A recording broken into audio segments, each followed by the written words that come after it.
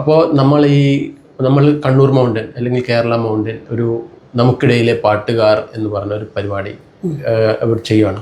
അപ്പോൾ നമുക്കിടയിലെ പാട്ടുകാർ എന്ന് പറയുന്നത് നമ്മുടെ പലരും പല രീതിയിലാണ്. മീൻകാരൻ പാട്ട് പാടും, ഓട്ടോറിക്ഷക്കാരൻ പാട്ട് പാടും, എല്ലാവരിലും പാട്ടുകാരെന്ന് പറയുന്നത് ഏതാൾക്കും ഒരു മൂളിപ്പാട്ട് അത് അവരുടെ ആർക്ക് പാടാൻ പറ്റില്ല എന്നൊന്നും പറയാൻ പറ്റില്ല. എല്ലാവരും പാട്ടുകാരാണ്. അപ്പോൾ അവരെ നമുക്ക് സമൂഹത്തിലേക്ക് കൊണ്ടുവരാം, അത് ഉന്നതിയിലേക്ക് അവരെ പാട്ടുകൾ ജനങ്ങൾ കേൾക്കട്ടെ എന്ന രീതിയിലാണ് ഇപ്പം നമ്മൾ ഈ ഒരു പ്രോഗ്രാം തുടങ്ങിയിരിക്കുന്നത്. അത് ഉദ്ഘാടനം ചെയ്യലിൽ നമ്മുടെ ശ്രീലതാമ്മയാണ് ഒരു നല്ലൊരു പാട്ട് പാടിയിട്ട് ഈ ഒരു ഉദ്ഘാടനം നിർവഹിക്കുക. പുണ്യക്ഷേത്രം പുരാതന ക്ഷേത്രം കൈലാസനാഥൻ വാഴും ക്ഷേത്രം.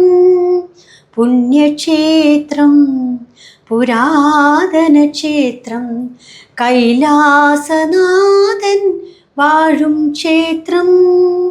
സൂര്യോദയം കാണാം, അസ്തമയം കാണാം, ശാന്തമീ ഗ്രാമത്തിന് അനുഗ്രഹമായി. പുണ്യക്ഷേത്രം പുരാതന ക്ഷേത്രം കൈലാസനാഥൻ വാഴും ക്ഷേത്രം.